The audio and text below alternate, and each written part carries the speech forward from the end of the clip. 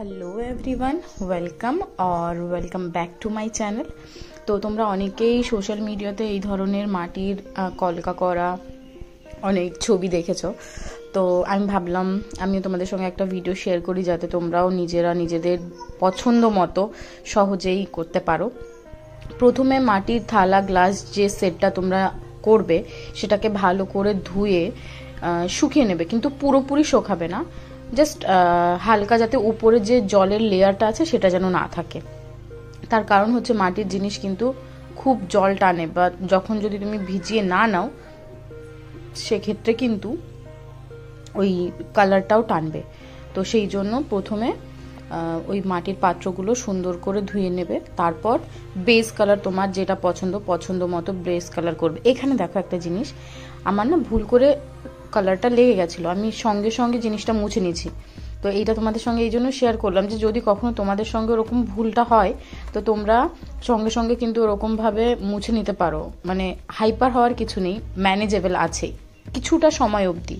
কিন্তু তুমি যেটা ড্র করে রেখে দিয়ে তারপরে মোছার চিন্তা ভাবনা করো, সেক্ষেত্রে পসিবল না।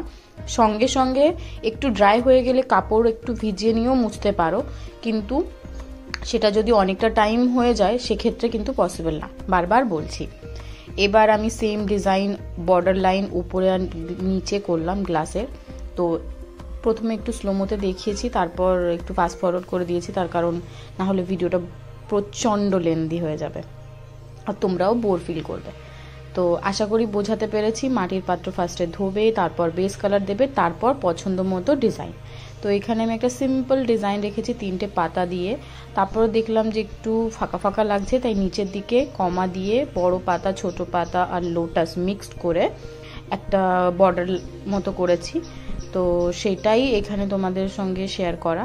তো তোমরা দেখো, আর অবশ্যই জানিও তোমাদের কেমন লাগলো। চেষ্টা করবে বেস কালারটা একদিন আগে করে রাখার, তাহলে না কোনো রিস্ক থাকে না।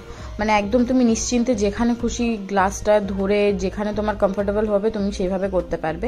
এবার যদি এমার্জেন্সির ব্যাপার থাকে সেক্ষেত্রে তোমরা তোমাদের মতো সময় ম্যানেজ করে করো। আমার সেরকম কখনো প্রবলেম হয়নি বলে এখনো অবধি আমার সেরকম সিচুয়েশন আসেনি, তো সেরকম কখনো করা লাগেনি, সেই জন্য তোমাদের সঙ্গে আমি সেটা শেয়ার করতে পারছি না। ইন ফিউচারে যদি কখনো সেরকম হয় অবশ্যই সেটাও শেয়ার করব। এই মুহূর্তে যেটুকু আমি জানি সেইটুকুই তোমাদের সঙ্গে শেয়ার করছি। তো তোমরা এই বিষয়ে যদি আরও কিছু জেনে থাকো অবশ্যই আমাকে কমেন্ট বক্সে জানিও, আমি খুশি হব। এই যে বেস কালারটা তো আমি এখানে পুরোপুরি রেডও করিনি, পুরোপুরি মারুনও করিনি। ভিডিওটাতে কতটা তোমরা বুঝতে পারবে আমি জানি না। আমি বেস কালারটা রেড আর মারুন মিক্স আপ করে একটা বেস কালার করেছি। আর তারপরে যে এখন যে কলকাটা দেখতে পাচ্ছ এই কলকাটাই আমি পুরো গ্লাসটার নিচের সাইডটা পুরো রিপিট করেছি কমপ্লিট করার জন্য, না হলে আমার যেন বড্ড ফাঁকা ফাঁকা লাগছিল গ্লাসটা।